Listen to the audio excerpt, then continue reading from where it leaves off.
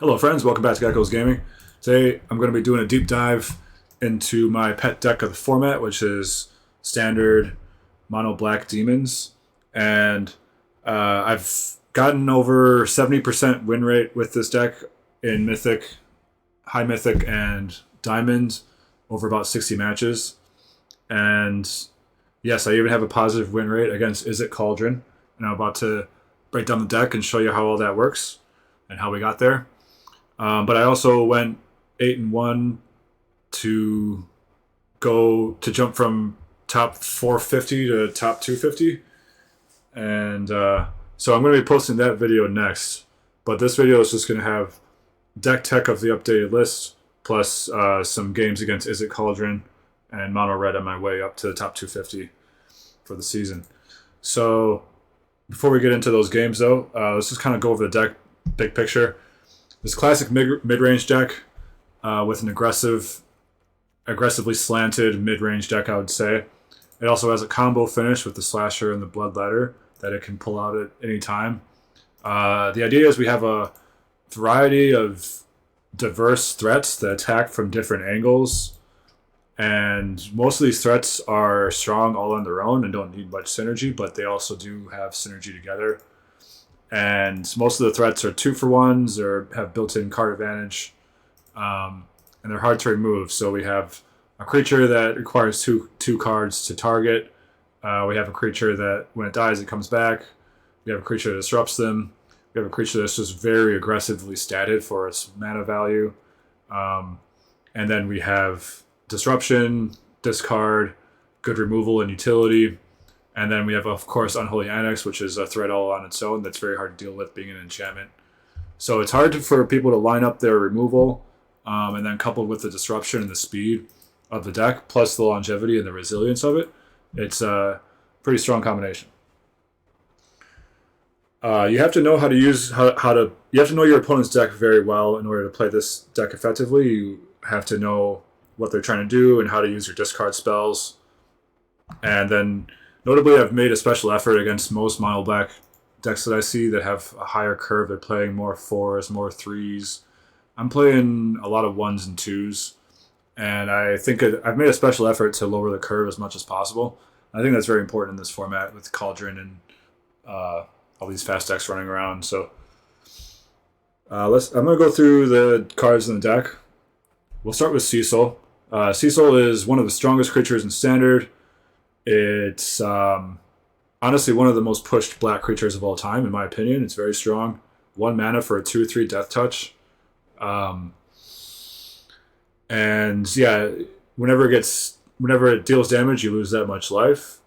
And then it flips into the 4/4 lifelink that gives your guys protection when they attack. So pretty strong card, all for 1 mana. It's a great blocker against aggressive decks. You often just trade off and use it as a 1 mana removal spell there. It often holds against blocker, or it often holds the ground as a blocker on the ground for a long time because it's a 2/3. So there's it's hard to break through until you start getting up to like a 3 mana card or something before it trades off. It's hard to kill for 1 mana. There's not a lot of cards in the format that line up well against it for 1 mana. Torch the Tower is not good. Cut down's out. So Stab is not good. Treasure Trajectory is not good. Burst Lightning, right? Like the 1 mana removal does not line up well against Cecil, which is one reason that I really like him. I will say though that Seam Rip is probably the best bet in terms of getting rid of him. So White has a good card to answer Cecil. But yeah, he's good against aggro as a blocker, and then flips and starts gaining life later. If you catch him, if you draw him kind of in the later game against aggro, you're typically going to be below 10 life and be able to flip him pretty easily. But he's also great as a 1-drop to put pressure against control. Now, choosing when to attack and when to leave back, Cecil is important to play in the deck. You don't just play him on turn 1 and start attacking for no reason. Especially against an aggressive deck, you're usually going to want to hold back. If you're up against a control deck or a combo deck, you should probably start pressuring them right away. I often don't attack Cauldron early on with him because you just kind of need to block and trade off their creatures. But that can kind of depend. I'm playing 4 copies. Some people don't like playing 4 Cecils. I think it's I think it's awesome as a four of. It trades off well. It's a high priority target for removal, so it trades aggressively. They want to remove it. You'll often It often feels like they need to destroy it to move on to the next thing. So then you can play your next one then. Um, and the other thing is one mana plays are very limited in this format, and I think you can really leverage that to double spell early in the mid game, which can give you an edge enough to win the game. So just having that one mana card, I think, is very important. So that's why I'm playing it for. Next we have Sunset Saboteur. This is the 2-drop black needed. It's very solid. It's good when it attacks, especially against control. And now there's more control in the meta as they're kind of figuring out how to target the Is It Cauldron decks. We're seeing a lot more blue-white control and 4-color control and different variations of that. They'll try to A control deck will try to catch this guy with a sweeper. So I like to pair it with Slasher when I'm putting it on the board, or at least trying to keep it solo to play around a sweeper. But yeah, the key to being in control is leveraging these kind of cards that the diversity, efficiency, and resilience of your threats. Sunset Saboteur is a big part of that. A big part of the reason that it's in here too is it can clock the opponent very fast. Like if we curve Cecil into Saboteur, very aggressive start there. And then the Bloodletter, since it has Menace and hits for 4, like a Bloodletter, if you slam a Bloodletter when you have a Saboteur or 2 out, they will often just be dead on the spot or in a very bad position. So it's good there. Now the downside, of course, is that whenever it attacks, you have to put a +1 counter on a creature an opponent controls. But this downside is mitigated by the unconditional removal of black. It doesn't matter how big the creature is. Usually, you just kill it after you put the counter on it, or just clear the way. They don't have a blocker. But also against aggro, it's not even that bad. You can just trade it off as a blocker. I do typically board it out against aggro though. So yeah, there's that. And you're probably wondering. I mean, I don't have any Demon Walls in here. I play Demon Wall in the sideboard, and I bring it in against aggressive decks when I want to turtle up. Demon Wall, it's never really exciting, but it does get your Annex going on turn 3. It holds the ground early well enough. It's a blocker. It can trade off. In the late game, if you draw it off the top of your deck, it can be a big threat. So it gives the deck a little bit more late game power too. Arch Enemy's Charm pushes it up a little bit. Just being able to put those counters on it sometimes is a little bit of an upside. It's usually not what you want to do with it, but it does happen from time to time, and then it can attack right away. I board this in against aggressive decks when I often board out maybe Saboteur, some combination of Bloodletter and Slasher, and we'll bring in the Demon Walls, and we'll just be a very low to the ground turtle deck, and we're just trying to turtle up, play an Annex, pile removal, draw cards, gain life, eventually just close out the game that way. And so that's where the Demon Wall often comes in, especially on the draw. I bring it in more often. On the draw, I will often board out Bats and or Saboteurs, and then the Demon Wall comes in then. And then I bring it in against aggro, like I said, to hold down the ground and be a good blocker and enable Annex. And then I also bring it in against control because it's another threat late game that they have to deal with. But I usually don't bring it in against combo. I usually keep it out or those kind of decks because it's just too slow. Doesn't put any pressure on them early. The Deep Cavern Bat is the other 2-drop. Most decks are playing 4 Bat, 4 Demon Wall main and don't have any Saboteur. I like the Saboteur quite a bit. But the Bat really helps you get a critical mass of hand disruption. And it can throw them off balance to get an early kill. Use the Bat to see if you're clear to play a Slasher and then Bloodletter the next turn. And you can take out their blocker or take out their removal spell. And it also just kind of see if the coast is clear to go in with the combo or see what the opponent's up to. Quite useful for that. And then the life gain comes in handy sometimes, like picking away at life can be definitely helpful. I like that it can take both a creature or non-creature because we have to make that decision with duress and tactics, so it does help us in that way too. It's bad late game, bad top deck, but still probably better than like a duress or intimidation tactics against some decks. Some decks you want duress late too, like against control. It's pretty much always good, but intimidation tactics definitely falls off later. It has a cycle 3, but that doesn't really feel good. So so that's where the bat comes in to do that. It's good against a variety of combo decks. There's lots of scary combo decks in the format right now. I don't know about control. Sometimes I bring it in against control, sometimes not. I don't like that it dies to a sweeper, incidentally, for like no value. But if you have a critical mass of discard, it can be enough to... If you're trying to be more aggressive against them, it can be enough. Oftentimes against control, I'm honestly grinding them out with this deck. Like we usually outgrind control with this. But if you're trying to run them over, the bat is helpful. Unstoppable Slasher is one of the 2 pieces of our combo for the instant kill. It dominates the ground. It closes quickly, even if you don't have the combo. It's very hard for the opponent to remove. They have to exile it or kill it twice. And then if it touches any creature, that creature is automatically dead. So very powerful card. It's good on offense or defense, but I do often board it out against tempo decks with profitable ways to interact with it, like Flood Maw, Torch the Tower, things like that. People usually board in Obliterating Bolt against you too, so you can dodge it by taking these out sometimes. And then I like I said, I do that on the... I'm more likely to do that on the draw, and I'm more likely to do that against a deck that can really punish me for the tempo of this costing 3 and not affecting the board. If they can remove it with a 1-mana spell and then kill me or something, that's what usually when I take it out. And then Bloodletter, of course, is one of the payoffs for being mono black. It really is a savage card in here. It really lets you just end the game out of nowhere in so many different ways. Obviously, there's a combo with the Slasher where if you attack with Slasher while you have Bloodletter out, they die automatically if the Slasher hits. But it also has a tremendous amount of reach with the Unholy Annex. It makes your bats better, just lets them hit for 2 instead of 1. That can add up. But yeah, being a useful body in the air is also quite good. But I board it out against aggro and tempo decks, especially when I'm on the draw. It kind of depends which ones I board out, depending on the deck. You'll see that if you kind of watch the gameplay.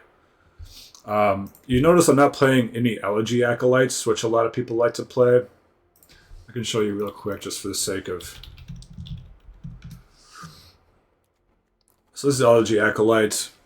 I don't play it because I think it's too slow and clunky, and the advantage it generates is just kind of small ball and incremental. It takes too long. I think if you're playing 4 bats, it gets a lot better because you can draw a card more consistently.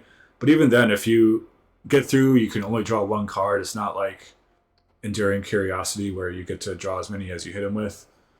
So it just, no matter what, like you're kind of getting small incremental advantages over time, but it doesn't impact the board at all when it comes in most scenarios.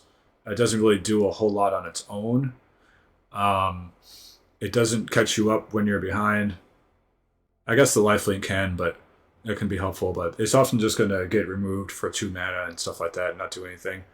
So the idea that it kind of slowly accumulates small advantages over the course of time if things are going right, I'm not really a big fan of that. I like the Bloodletter. It's just way more impactful, and it's really scary for the opponent to play against. Like, it can just kill them out of nowhere really fast. I'm more interested in that than gaining the incremental advantages. Like I said, I'm really dedicated to keeping the curve quite low. I think that's been a big reason for my success, is having a low curve. So that's the reason behind the Acolyte. The time I would play Acolyte is if I was playing 4 bats and like 4 saboteurs. You have a lot of ways to get through for damage and stuff like that. I've tried it once or twice. I just think the Bloodletter is better, and I don't have room for more. I'm never really in the market for more 4 drops right now. So the other thing is we don't have a lot of creatures that we're really trying to trade off that much with it to trigger the second part of Warp.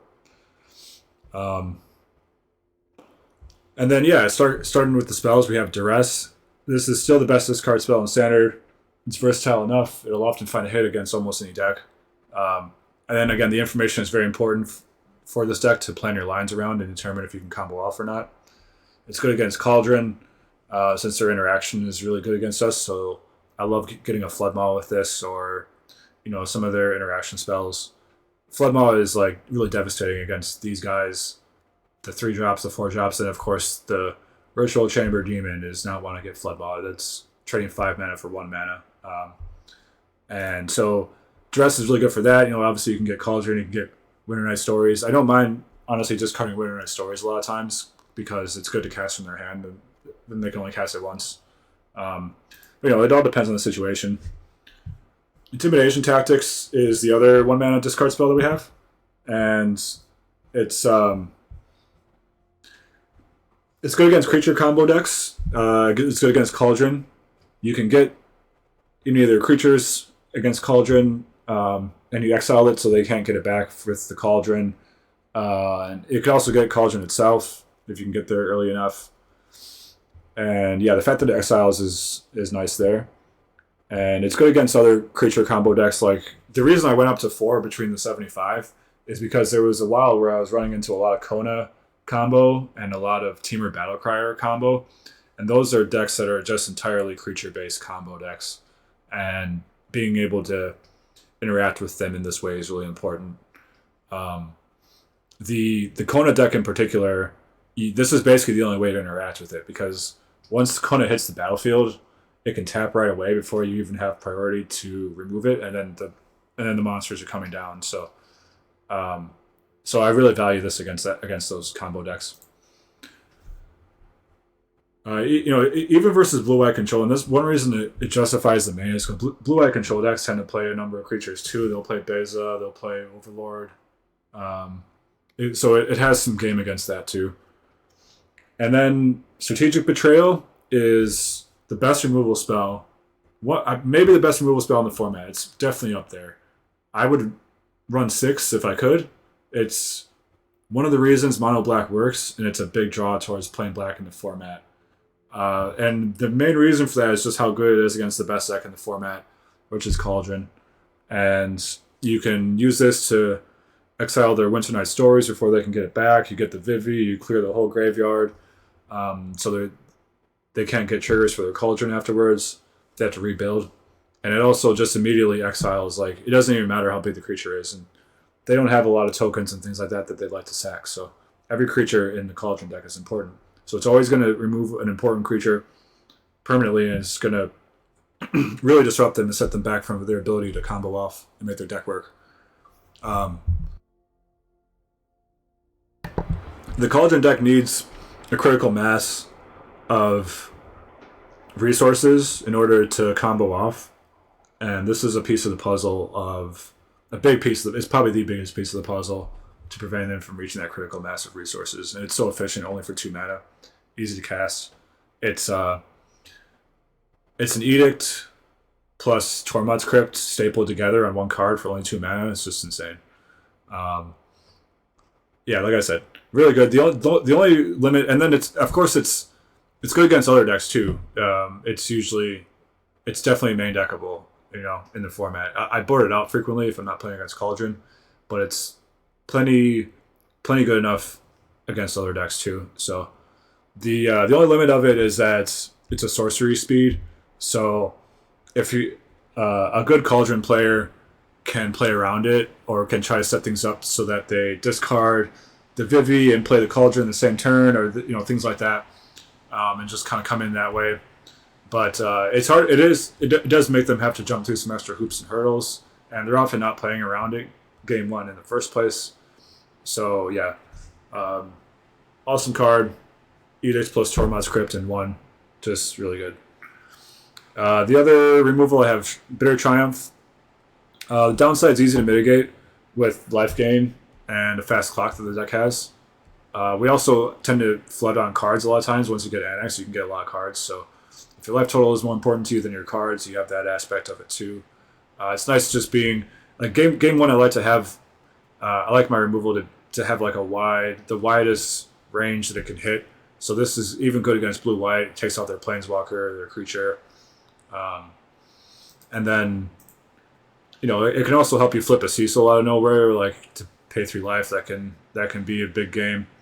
Cecil's also good. I forgot to mention this earlier, but Cecil's good if you're paying life with Annex, because then you can flip Cecil faster, and then start getting life back. Shoot the Sheriff is it's a card. We'll play it. We kind of have to play it somewhere in the mix. It misses a lot of key targets. Most decks tend to have at least one outlaw creature that it misses. Against mono red, it misses a lot. The Needlehead and the Lizard Mercenary guy, those are both outlaws. So I could easily see this being a long goodbye instead in the main deck. But just the ability to take out big things is kind of nice. So that's why it's in there for now. And then, you'll notice I don't have any 1-mana removal in the main deck.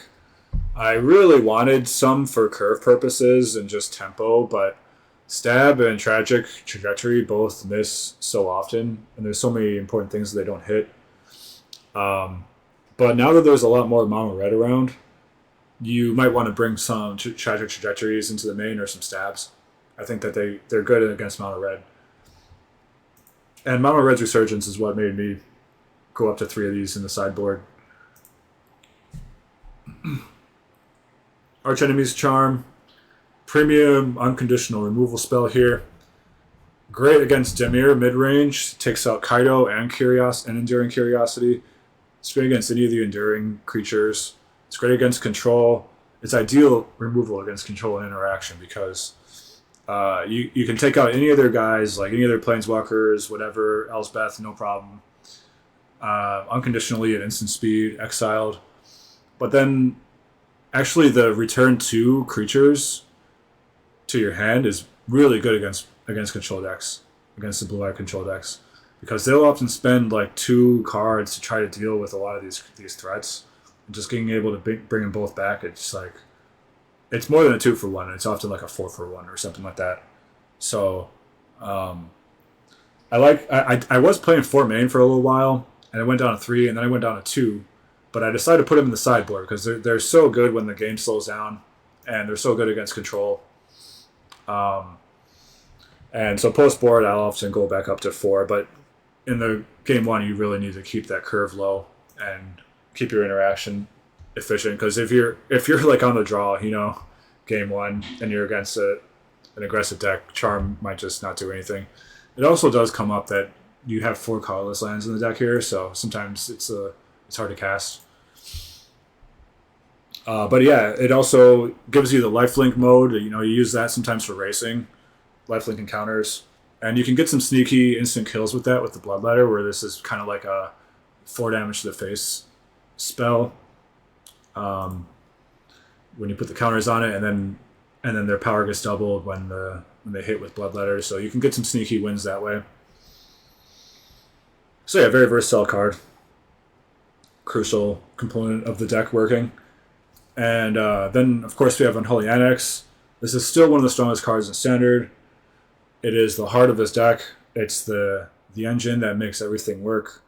It draws you cards. Draws you a lot of cards. Every turn you get to draw an extra card. It can gain life. It can kill the opponents. It can be like an unstoppable win condition that it's really difficult to interact with. And then there's also gives you like a huge flying monster too that enables the Annex. So everything about the card is just insane. It's good against control. It's good against aggro, I think, even too. Our game plan against aggro, as I already mentioned, is to turtle up and bring in a ton of removal, cut some of the top end slower cards, some of the more aggressive cards. Depending on the deck, I'll cut some combination of these 4 creatures here. And then I'll bring in the Demon Walls and all the removal, and we'll just sit there and turtle up and eventually win just by drawing cards like playing control.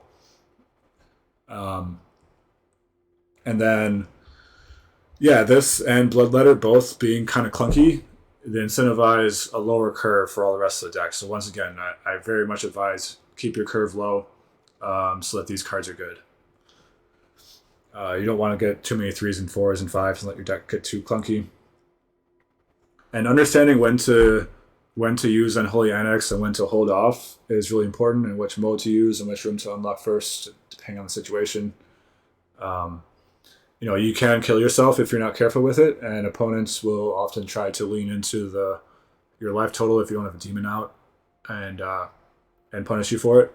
It's still so good even if you're paying life for it because you're just drawing an extra card per turn. So usually you're going to find a demon or you're going to find what you need, the removal, or you usually find what you need if you just cast it out. But you do have to be careful. You do have to think about when you're using it, and especially against white decks or control decks, I try to set it up, or other mid-range decks. I try to set it up in such a way that it guarantees some value, and that it'll by replacing itself. So let's say if I'm up against blue white and they have like 2 mana up, I might not play the Annex, even if not only because of No More Lies that can counter it, but also they could have the 2 mana. What's the card I'm thinking of? Get Lost, right? Yeah, where it destroys an enchantment. So I try to find my spots to play it. You can be really patient against blue white control. You don't have to run it out right away. They can't interact with your hand. They can interact with the stack, and they can interact with things that are out there on the board. But I try to put pressure on them and then pick my spot to put this in when the shields are down. Or at the very least, cast it when they're tapped out, so I will at least draw a card, and if they want to use Get Lost, then they're losing out on the trade there in terms of cards. Similarly, sometimes I'll just pop a Ritual Chamber just to make sure I get some value out of it. But yeah, so that's this card's awesome. And it's broken. It's kind of broken. I wouldn't be surprised if it gets banned at some point in Standard. Soulstone Sanctuary is here as another angle of attack. It's a land. It also makes a demon for the Annex. Vigilance is nice. Yeah, not much to say about that. Soulstone Sanctuary is great. Now let's go into the sideboard. I have the 4th Duress and the 3rd and 4th Intimidation tactics. You just want to customize these so that you have the right mix of disruption to attack whatever deck you're up against. So against Blue-Red Cauldron, which I know people are going to want to have like here's exactly what you bring in against Blue-Red Cauldron, here's what you take out. But that's not how it works, because you have to take into consideration what they saw, what you've seen. There's so many different subtle variations of different ways people are playing or building their Is It Cauldron decks. And also play draw matters a lot in that format, or in that matchup. So I don't have like here's what you take out, here's what you bring in. But one thing I can tell you is that both Duress and Intimidation tactics have play against that deck. And I'll often end up with like a mix of 3 and 3. Or if anything, like I kind of like Duress more because you have to get their interaction spells out.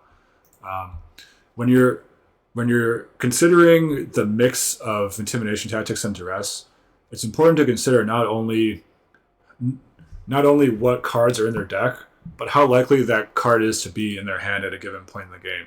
So Intimidation tactics, if you cast on turn 1 or turn 2, you're likely to get a creature before they cast it. But decks, they typically play out their creatures first and then their spells after, like their removal and stuff.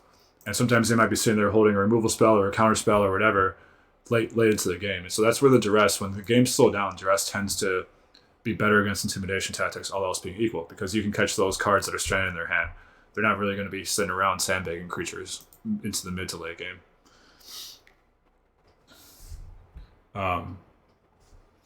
And then I often board out the bats when I'm on the draw, and then because we need to keep up with the opponent, this just doesn't put enough things on the board, and it dies to removal really easily on the draw.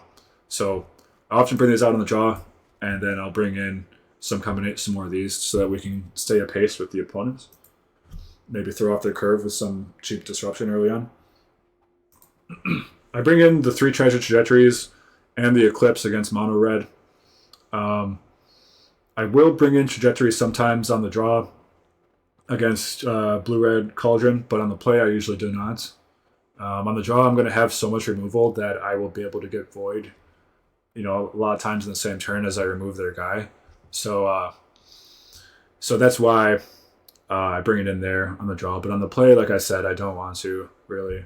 But these are really good against the small red creatures. The Needle Head thing, and the ones that punish you for playing small spells or for what's the word I'm thinking of, the assassin, the 2 red assassin guy that does damage to you every time you draw a card. You need to take those out, and these are great ways to do that. And then malicious eclipse also, bring it in against red, bring it in against. There's still some of those like Orzhov aristocrat decks you'll run into once in a while. This is a house against that deck because it exiles everything. The Sephiroth decks and whatnot. And yeah, you basically with the malicious eclipse, you'll know when to bring it in if it's a swarmy aggro deck. Ghost Vacuum and Cauldron both come in against the Cauldron decks, and other graveyard decks. With Cauldron, you have to think about. You want to be really careful not to put it on a slasher in most cases, because the way slasher works is once it has a counter on it, then it doesn't come back when it dies, right? So you don't want to put the counter on the slasher in almost any situation, but all the rest of the creatures are great with counters. So keep that in mind. And I have 1 vacuum and 1 soul cauldron as a split because the graveyard hate is like, it's very narrow. The limited graveyard hate has a limited effectiveness against the cauldron decks because they're mostly just casting Prophecydetic Memory and going crazy on the board. With the graveyard being an additional way that they can attack you. But if you don't get one of these first before they put a counter with Vivi on a creature, then they're basically just dead. It's too late. So because we can't remove artifacts, so we can't get the cauldron off the board. So I don't put a lot of stock in these, but they're fine. They're a good thing to have in the mix. There's other graveyard decks in the format you can run into, so they're nice to have for that respect. But you can't lean on them too much against Cauldron. You need to have a robust game plan against them, and that's why I have the 4 strategic betrayals in the main. Once again, this is the main way that we're sort of just incidentally eating their graveyard without giving up too much of. We still have a serviceable card here that's good against them in other ways. And I already talked about the demon walls. I bring them in on the draw. I bring them in when I need to lower the curve. I bring them in when I need to turtle up and be on defense and enable the annex. And then I also bring them in against. I also bring them in against control, like I said, because it's just an extra threat to have. And then lastly, we have 2 additional archenemies charms, which I already discussed. I bring them in when I need to exile creatures like the Enduring Curiosities. I bring them in against control. They're great against control. And generally, the games tend to slow down post-board, and you can get more out of this card against most matchups. They're really good against dimmer, mid-range too. I bring them in against that. So yeah, that's basically the deck. Generally, like I said, against control, there's other considerations too. Like you can play Stargaze if you want to draw cards. This card's really sweet, and you can use it to draw a bunch of cards against control. There is the Death Shadow card. It's called the Last Ride, I think. I was bringing this in for a little bit. It's nice, but it's nice as a source of card advantage, but it just dies to Pinnacle Starcage and Seam Rip, and they already have a lot of things to deal with it. It dies to Ultima, so it's not good in this meta, but it is something to keep in mind as we go forward. It is a card that's definitely playable in this deck. And then you can play Outrageous Robbery. This is another one you can play against control. It's nice that it's instant speed over the Stargaze. And then just get a bunch of cards that way. And then Cruel Claw's Heist. I finally got Cruel Claw's Heist. But it's good against control. It's good against combo. Because you can take any card out of their hand. But against control, it's really nice getting like a stock up or something like that. And like I said, against aggro, we board out most of the slashers and things like that. Board out letters, some combination of letters. The slashers are good on defense, against a lot of aggressive decks, but the Saboteur, maybe Bloodletter, maybe Slasher, maybe Bat, board out some of those. Bring in more removal and bring in the Demon Walls. And then against combo decks, we just want to focus on having the right kind of interaction and a fast clock. So you're keeping all your hitters in, you're keeping the deep cavern bats in, you're not bringing in the demon wall, and you're just kind of customizing your removal or your interaction to make sure that you have the right cards for the job. Um, and now, note, I'm about to get into some games here. I think I play against some Cauldron and some Mono Red. And just note that the deck you're about to see in these next few matches has a few minor differences from this one. This is like my updated list. But the this deck is going to be the deck that I use in the next video that I post after this one, which is going to show my my climb from rank 450 to rank 217, which I had to go 8-1 to achieve in Mythic. So I did that with basically this deck, and so that'll be in the next video. But yeah, I hope everybody found this helpful. Feel free to ask any questions or clarifications or share your own experience with the deck and things you think are that you've done differently that have worked, or things that you've done like me that worked also, and why. I'd love to hear all of it. And if there's enough questions or enough interest, I might do a live Q&A stream, just talking about the deck and answering everybody's questions. And yeah, but otherwise, please, I'm about to jump into some games, so please enjoy. Thanks so much for watching. Please like and subscribe and share if you found this helpful. Enjoy.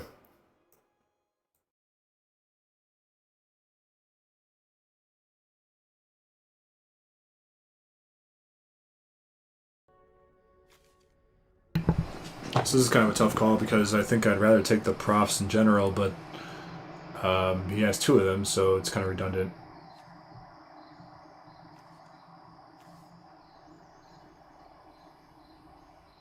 I get this Soul Cauldron here, just to take them off of that potential route later on. They have profs no matter what, so.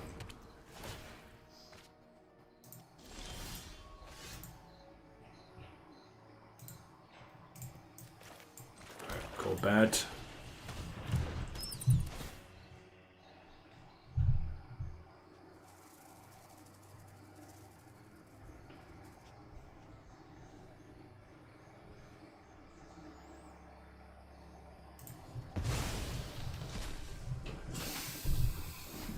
I could see taking the Spell Pierce there too, potentially.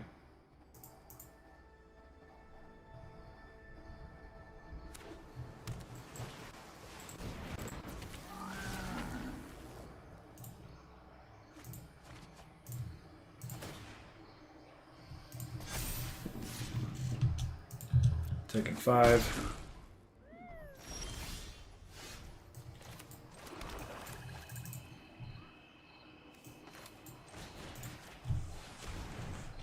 Go ahead and run this out here.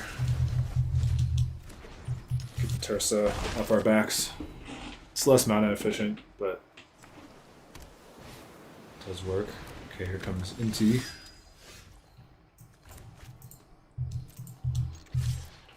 Bad's getting us some nice life this game so far.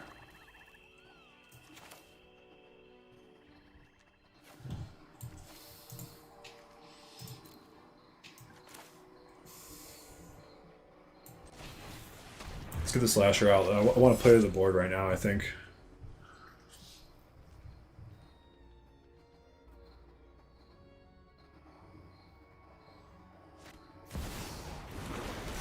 Okay, the Untimely Soul Cauldron after I exile the graveyard. Discard a mountain.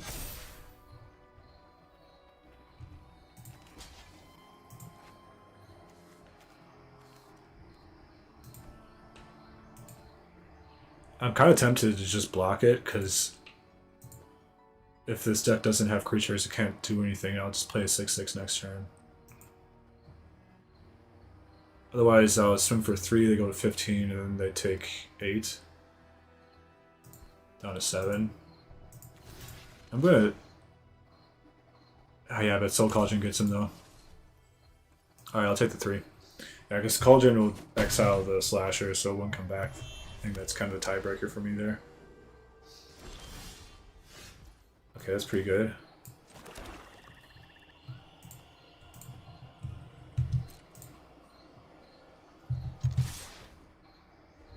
Probably should have done the Betrayal first in case they have a Spell Pierce. Before I attacked, that is.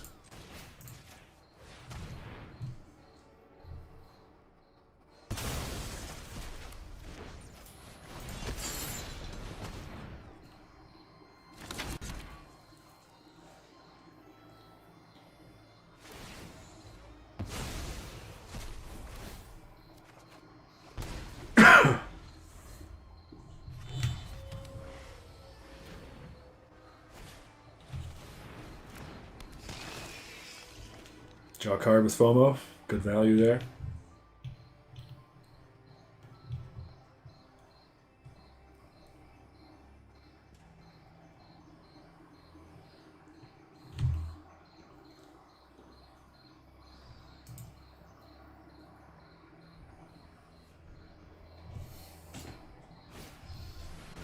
Inti.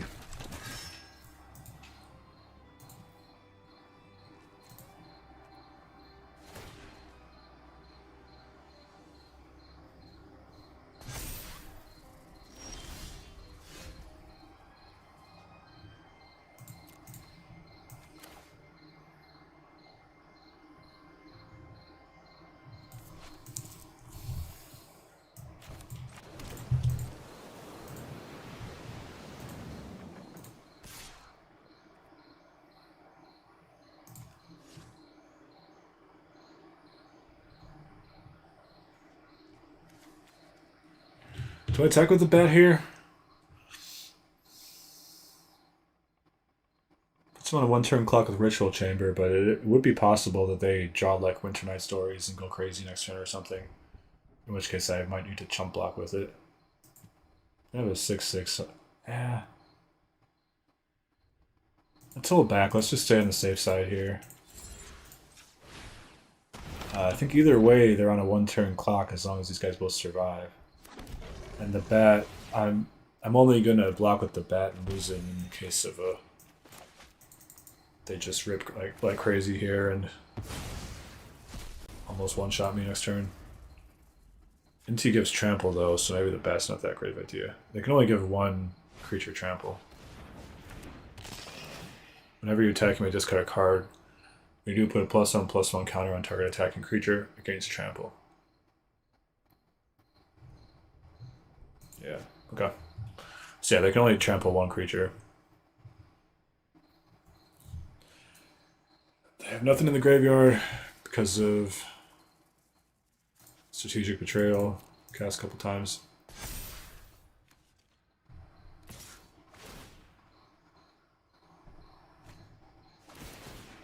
Alright, so they get to look at 2 more cards.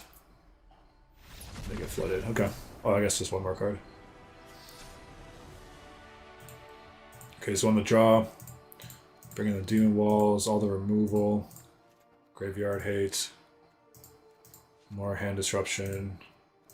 I cut the Bloodletters, and I cut the Slashers.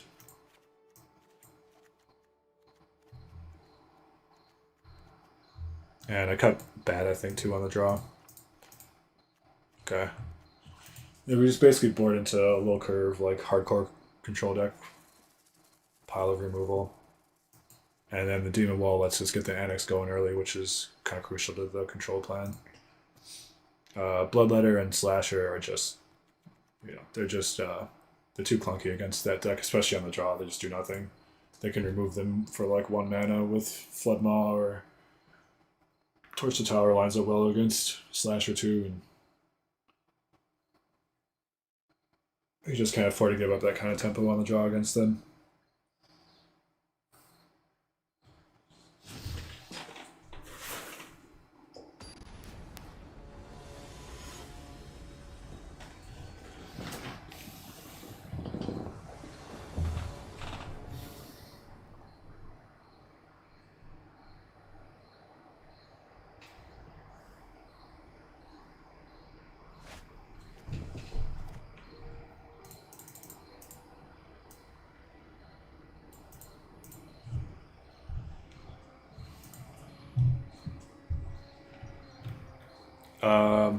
Yeah, I'll keep this. It's fine. I gotta change the stream title. This is the same one from yesterday still.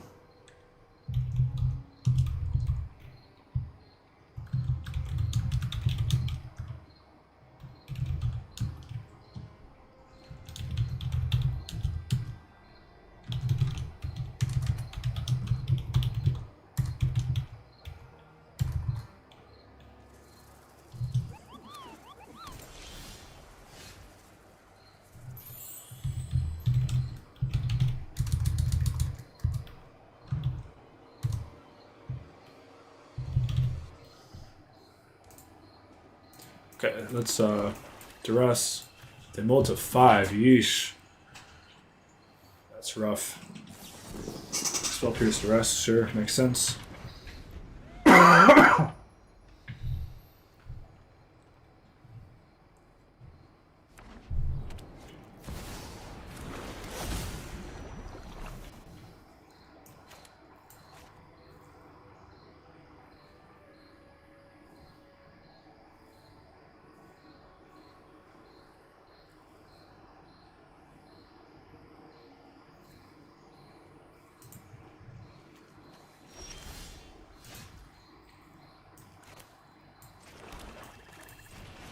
Let's put Saboteur down.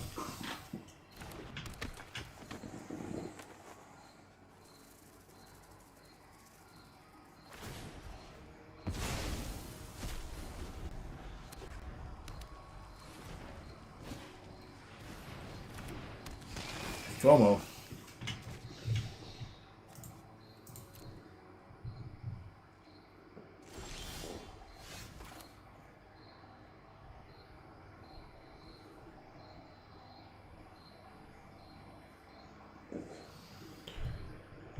I should just Betrayal here, right? I mean, they have nothing in the graveyard, but I just think I want to just deny them any kind of body. Seems fine to me. I would rather save it for a better graveyard hit, but this allows me to also cast Cecil this turn and keep the pressure on.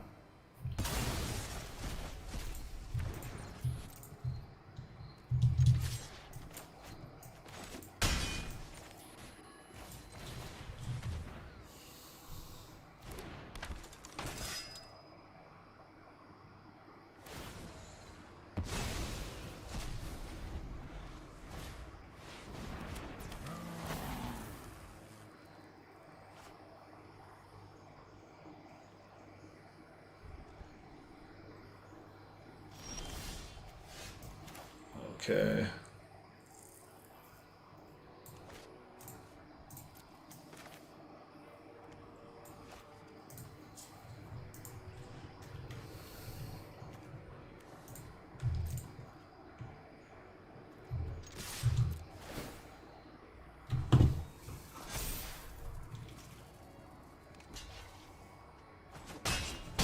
Okay, trading Tursa, I like it, I like it. That allows me to recast Cecil and then play Annex also this turn. I don't have to worry about casting Strategic Betrayal. So that was a good... Opponent chose the line that we wanted them to choose there.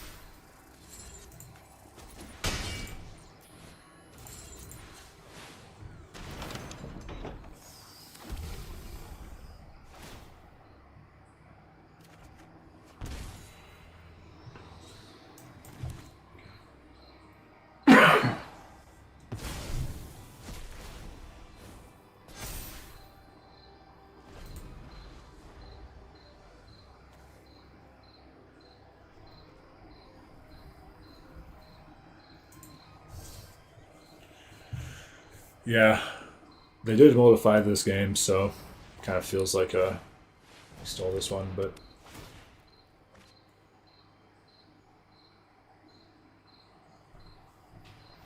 all right.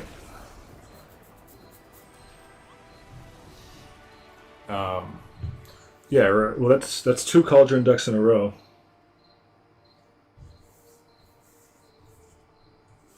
So,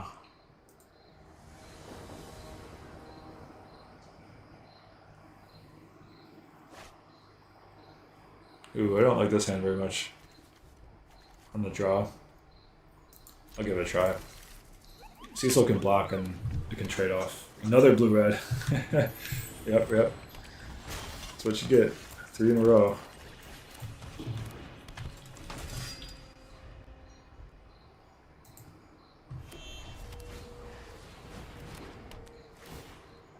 Props is good.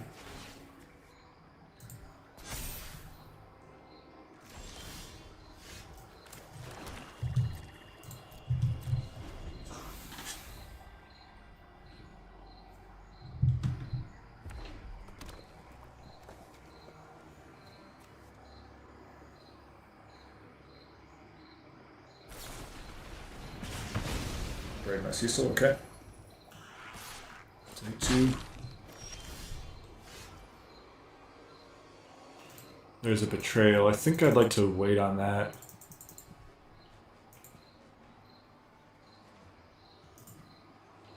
But if I just go a slasher and then it gets hit by one of their interaction spells, that is pretty bad. Probably would cost us the game. They get to untap with a creature and do something. So I think, as much as I hate to waste a betrayal this early, I think that's probably going to be the play.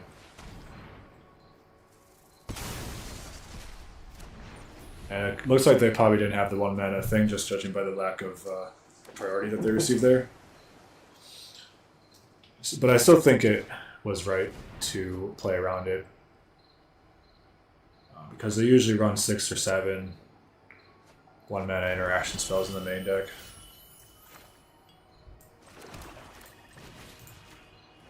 Let's see what we get with the duress here. We get another props, that's good. Yeah, I'll swing for 2. I'll play a slasher.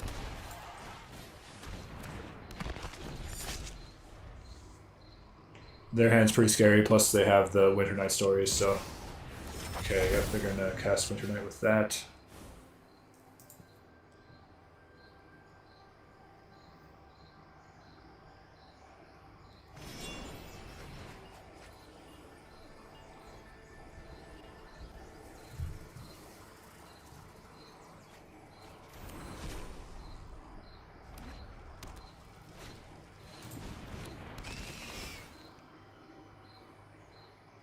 FOMO.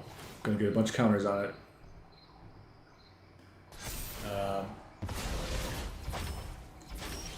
Yep. Okay. Well, we can kill their FOMO just by attacking the slasher, because they have to block.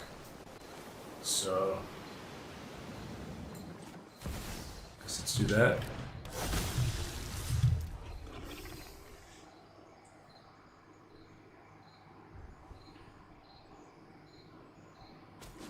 Oh, he's dead. Hello? Did you forget about the combo? That was weird. Okay. You forgot about the combo. What are you doing? This is like the oldest trick in the book right here. You're supposed to block that, my friend. Okay, I'll take it. On the draw against blue-red, I'm cutting the bloodletters again, I'm cutting the slashers again. I know they just won us that game, so it feels rude to do so. But and then on the draw, I also cut the bats, which is too slow.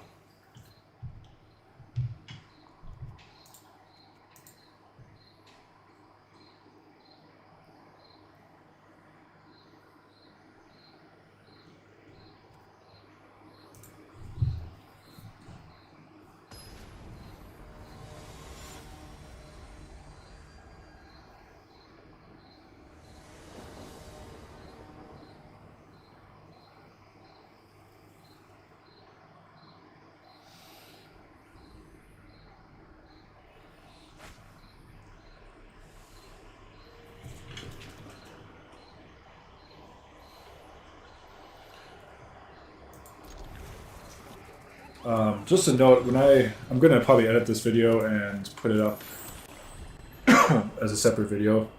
So when I was referring to 3 cauldrons in a row, I actually played another one off camera before I turned on my stream. Um, but you can't watch that one obviously, but you can check it on my own tab if you want to see how that game went. This is a terrible start we have here.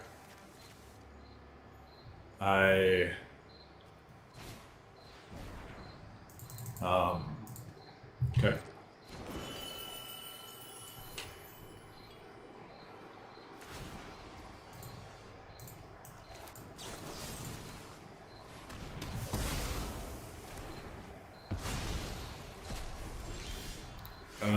Yeah, okay, so I need to draw some gas. I guess the rest is not bad. It's not bad. Take the memory.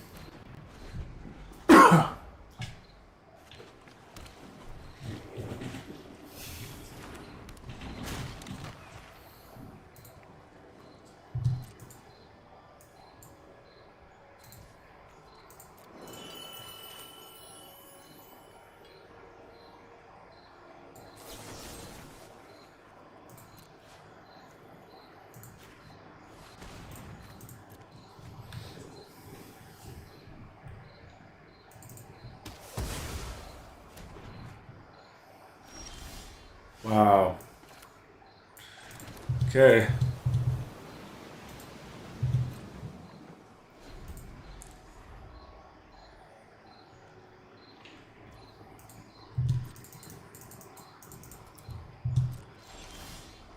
Alright.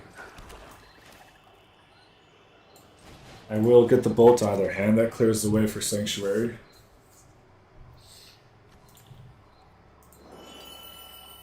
Or does it? Not really.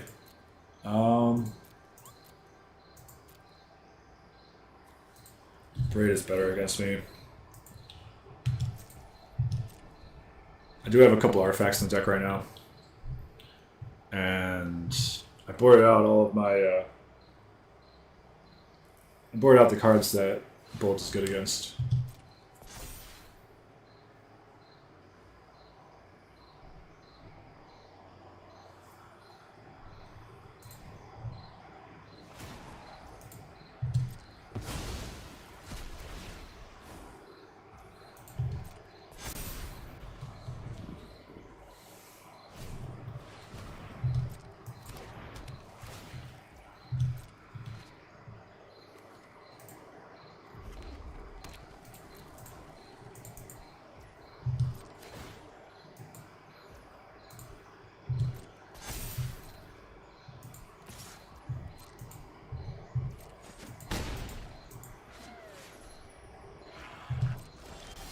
Okay.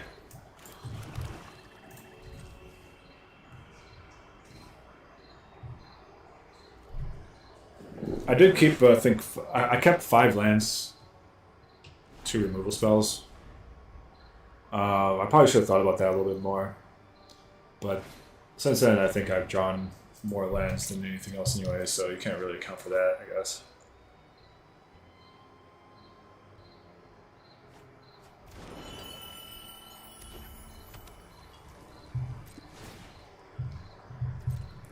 Alright, I think we're cooked. I think we're cooked. Drew too many lands. I'll give it one more draw step here. See if we get something. Might as well play this Sanctuary now.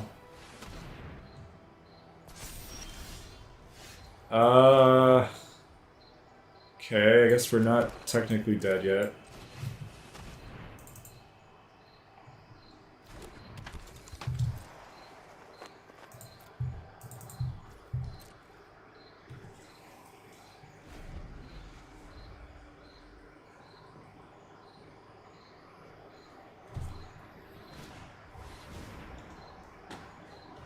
Sure. I'm not even going to bluff the colorless mana. No need for that here.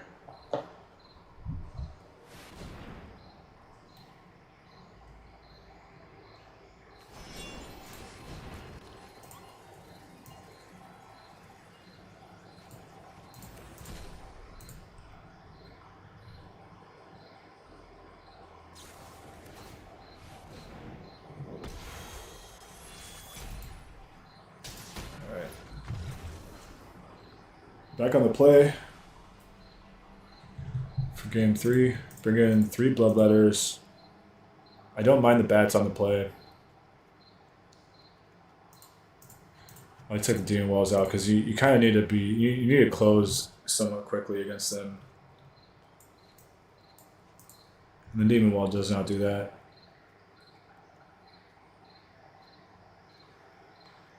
I still think Slasher is pretty bad against just their removal.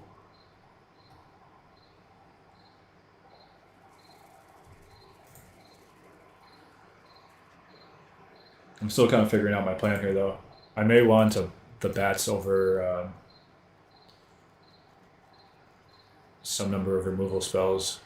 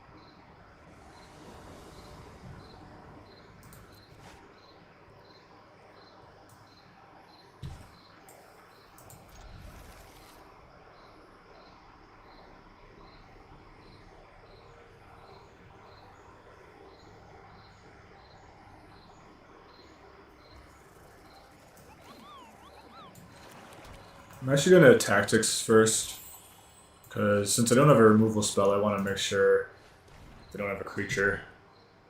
Take Vivi, sure. I could take props next turn. Kinda don't hate that. Yeah, just go duress, take props, and then play Cecil. Props is just too good.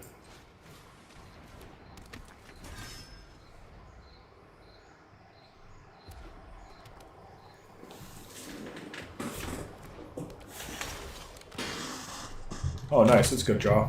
Good for curve, too. Do I attack with Cecil? I think I'm ready to be aggressive here.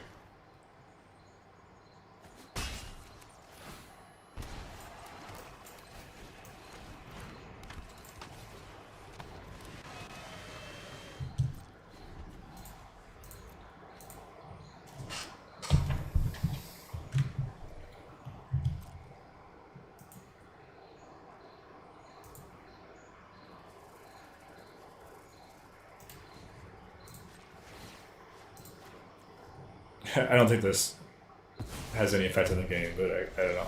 Maybe there's something I'm not thinking of. It's technically correct just to do it anyways.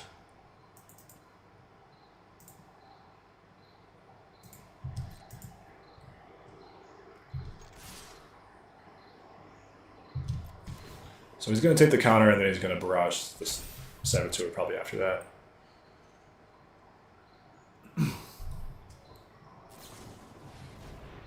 He's just taking out Cecil. Okay. Cool. Kind of like that more, actually.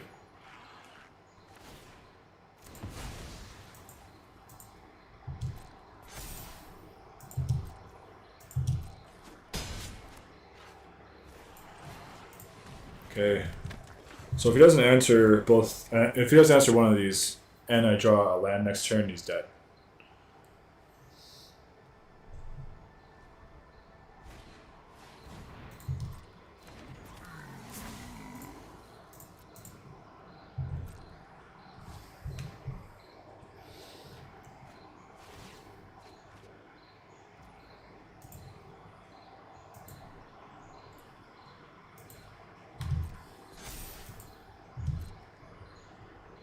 Attacking? Okay. Okay. Interesting. Yeah, just gonna... Okay. I expect that.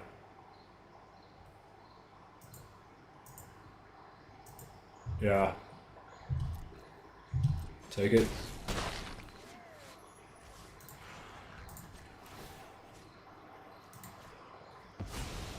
Give me a land.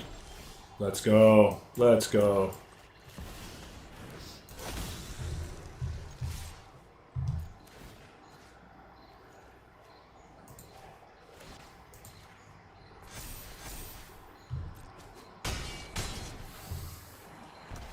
GG. 3 in a row, blue-red Cauldrons. 3 W's in a row against the Cauldron. Feels good.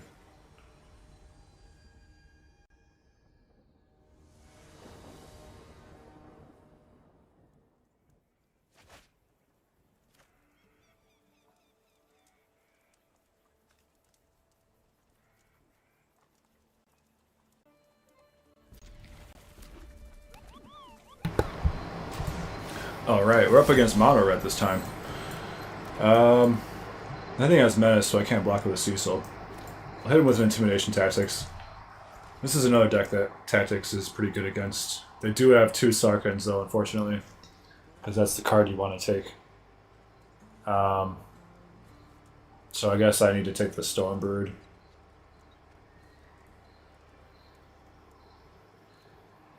Yeah. Alright.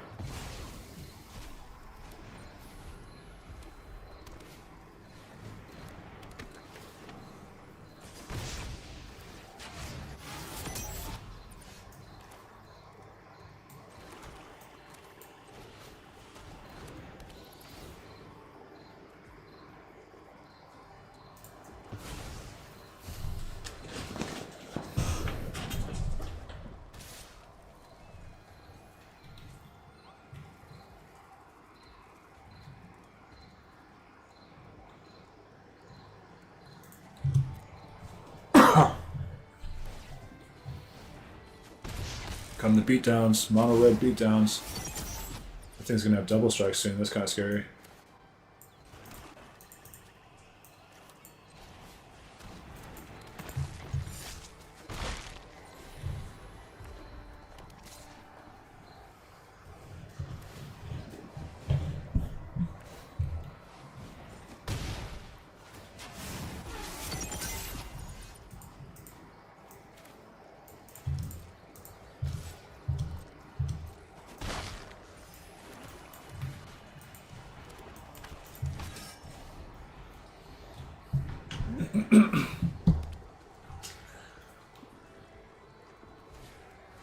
Nova Hellkite. He's warping it. So Sarkhan gets jumped.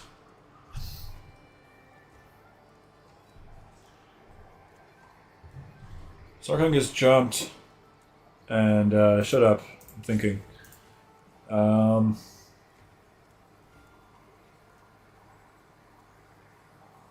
Gets to ping the bat, so I think it's going to make sense to either pump the bat or just remove the Hellkite. Probably want to remove the Hellkite while it's coming down next turn. Oh, it's an ETB if it's not an attack, that's right. Boop, boop, boop, boop, boop, boop, boop. That does give me an interesting choice then. 3, 7. I have to block the Bastronaut.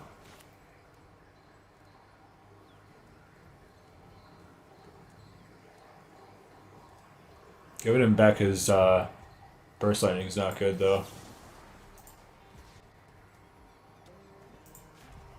Alright, I guess we'll go with this.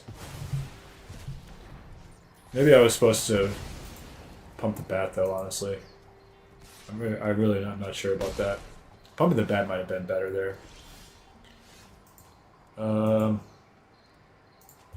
Yeah, we're kind of dead, I think. I got punished for having the 4 legends in my deck this game.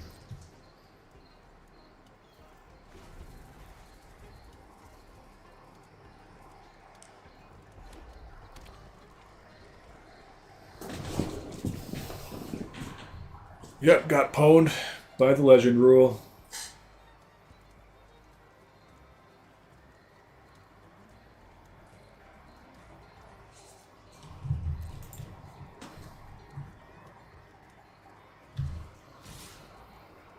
Um. Okay, let's do this.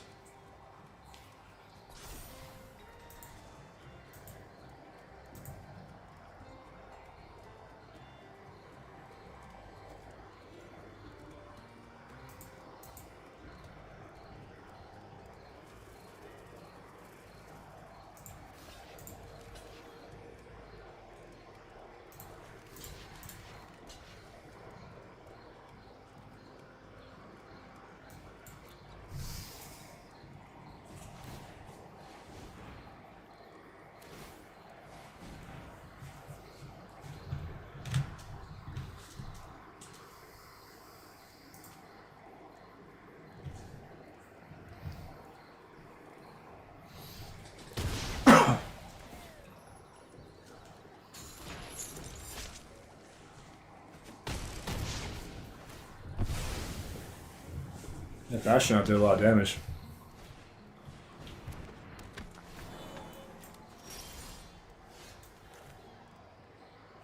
Dang! Unholy Annex is like... Yeah, okay. That's such a punch in the gut right here. Because, so he can do, just on board, he can do 6 to me. Should put me at 1 from the Annex.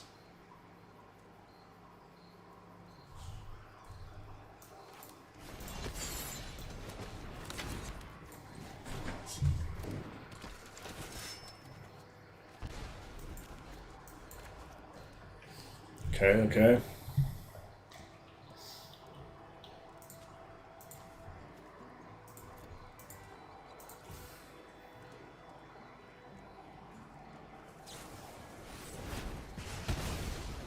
Sure.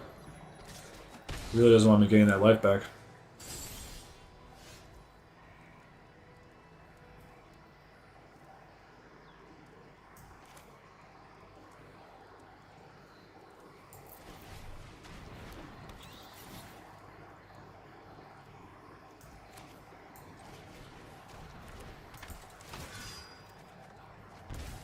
Dead to a burn spell, dead to a lot of things, but we do have this swamp now, so we can start getting life back. We have a bat on board, so we can just survive this turn. If he attacks, we flip Cecil. So if we can survive just this turn, we'll be in a good position to come back into this game.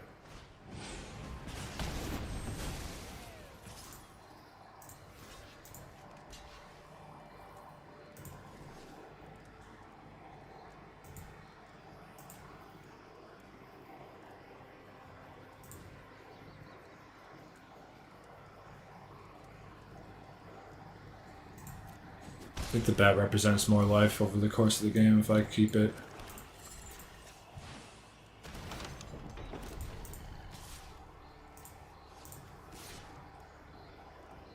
Do I need to get the life back? This would bring me from 2 to 4. Let's do this. Just need to fade a burst lightning for 1 turn.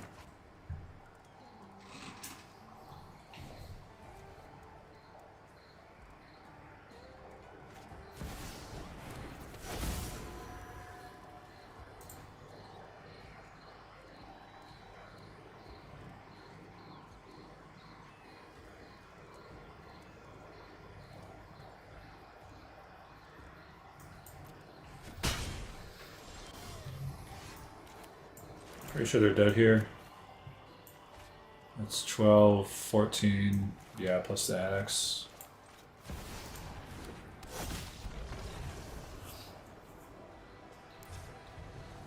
Okay, so against mono red, we want removal.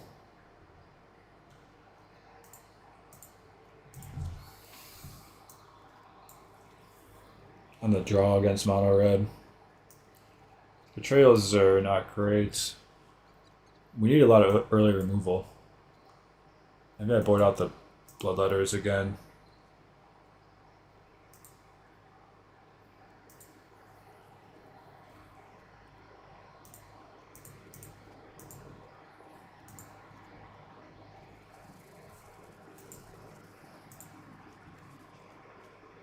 How many of these things are outlaws? It's a warrior.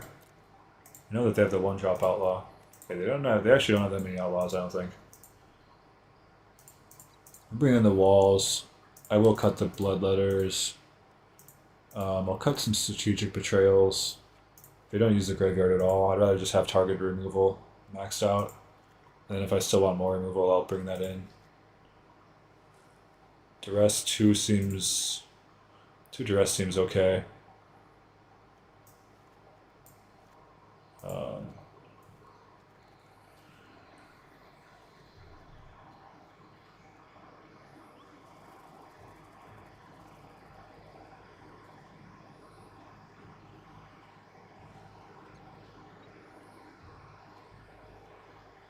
Yeah, everything else here seems reasonable, I guess.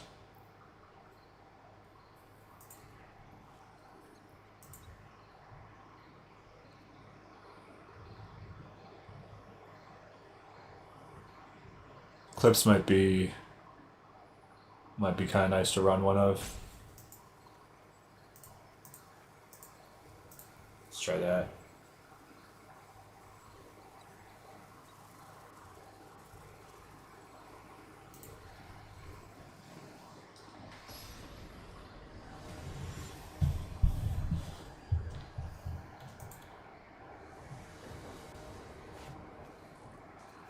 Duress, Demon Wall, 4 lands, sure.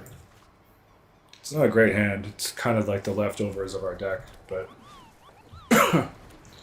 hopefully it'll be enough. Hopefully this Duress hits something. Yeah, we got an Abrade, nice.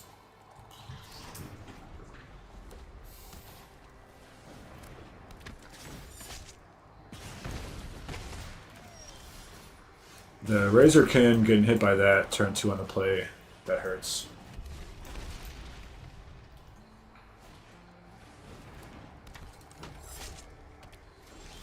Having 2 of them definitely hurts.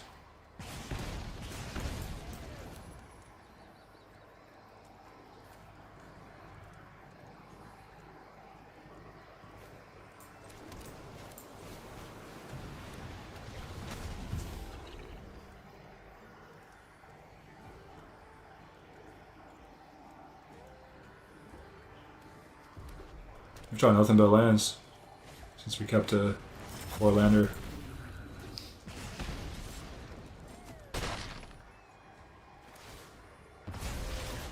Okay, getting hit for 4 there. Wow. Okay. That's how it's gonna be, I guess. Put a land down, and I will pass.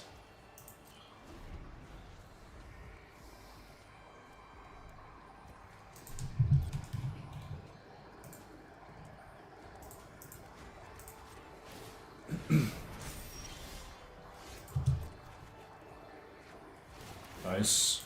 Actually, that might be what we need to get back into this.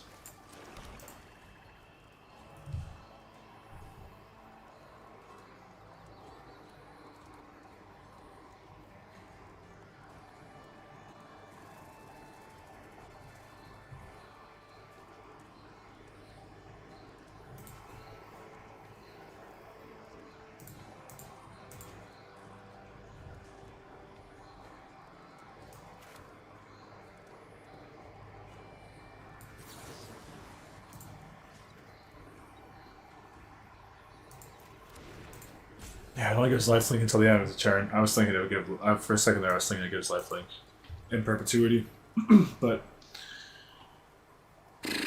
maybe it's not as good of a play as I thought then.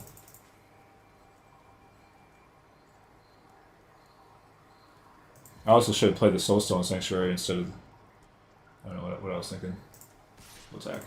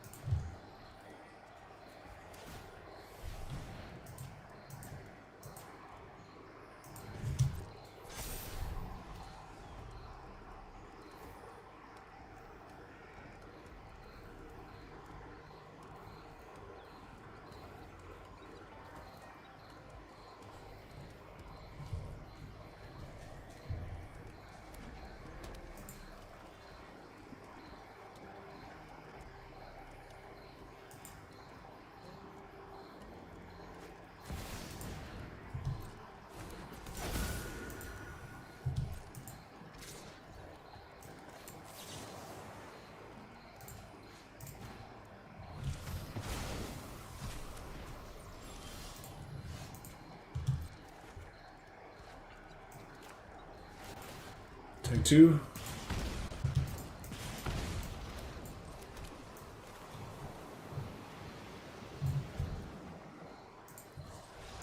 We're just dead on board, so all I gotta do is cast Hellkite and attack.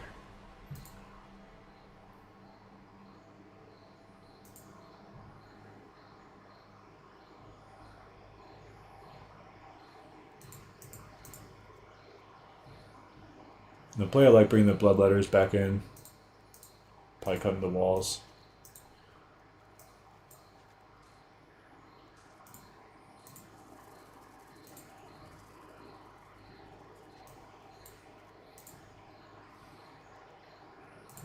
Saboteur is not great.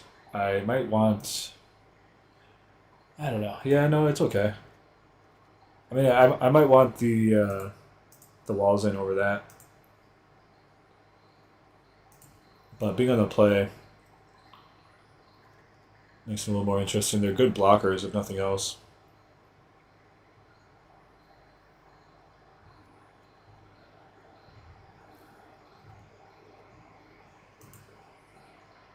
I have Eclipse in my deck too.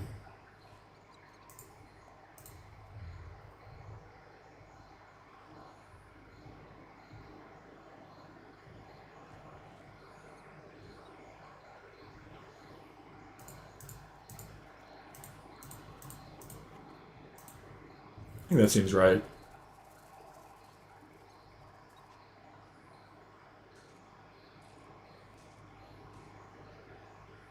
We'll run 1 Saboteur just because he's left over, but...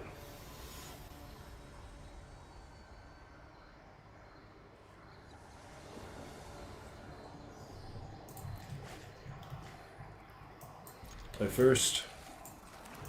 Lead with Intimidation Tactics. Astronaut, Sarkon, they have Sarkon. I don't have an answer for the Nova Hellkite quite yet.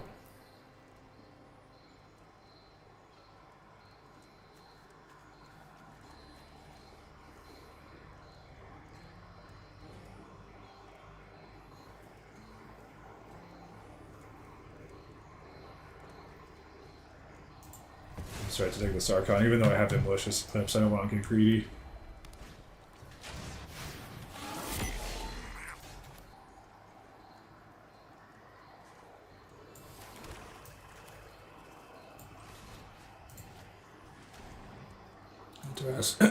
Just stress, get that Lightning Strike out of their hand.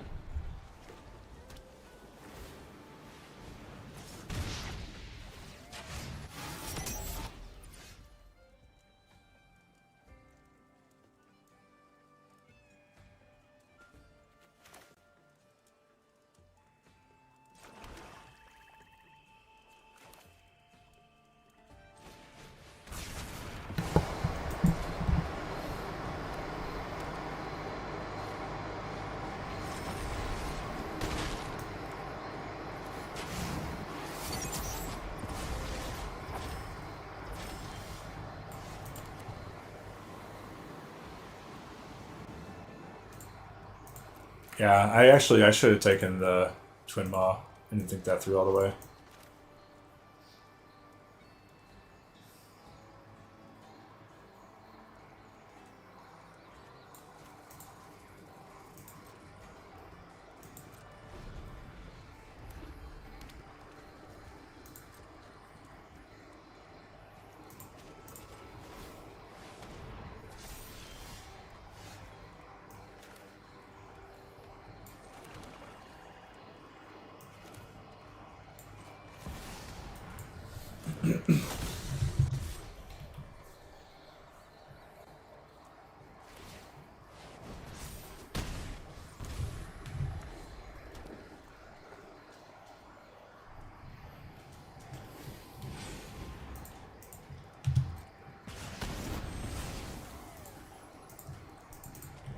Okay.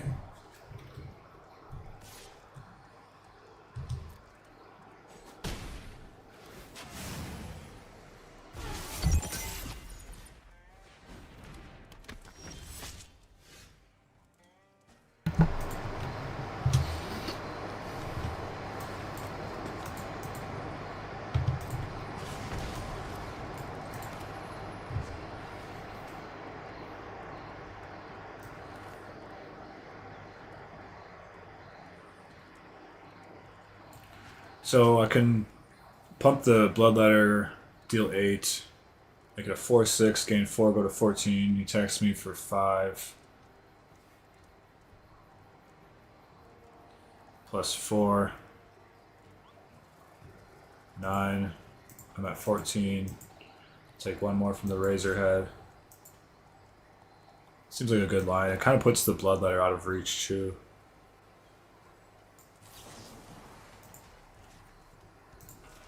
Plus I can trajectory the Razor King afterwards.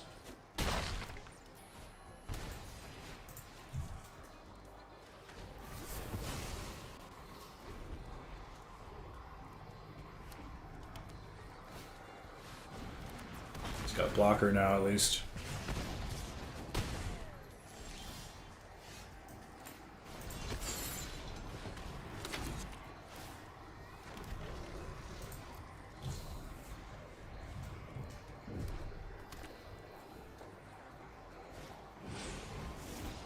GG.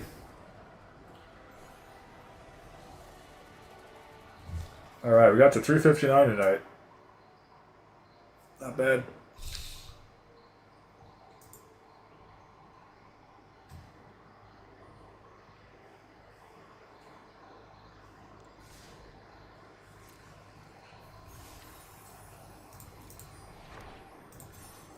I don't know if there's anything else I want to do to the deck at this point. I think that the Demon Wall post-board plan seems to be working pretty good. Maybe I'd like to put some more bats in. Bats are kind of good in multiples. But I do have these. I like these more than the bats. The Duress and Intimidation. That takes 1 mana. That's pretty important to hit. I could cut a Cecil. I did. Usually Cecil is good enough that you don't get punished for the Legend rule because they just have to deal with it, or it trades off pretty easily too. But I did get punished once during that run for a game lost with the Cecil due to Legend rule, so maybe I could cut one of those for a 3rd bat. Maybe I could cut a Charm for a bat. I like Charm quite a bit though. Treasure Trajectory has been really disappointing. I'm probably going to cut this. The mono red deck is starting to give maybe a better reason to play it, but Trajectory has just been going down for me.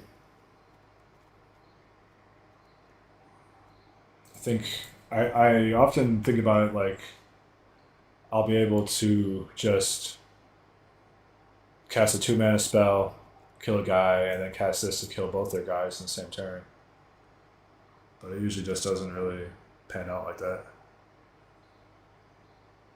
So that's one I could potentially cut for a bat, or just a better removal spell.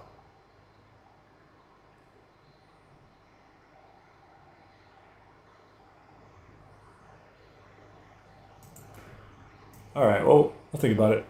I think I will probably at least cut it for a better removal in the interim. I do doggone shoot the Sheriff quite a bit, but lately it hasn't been disappointing me very much. Let's put one of those in, put this in the board. Do that for now. Malicious Eclipse is pretty good against mono red, I'm kind of learning. So I might go back up to 2 of those.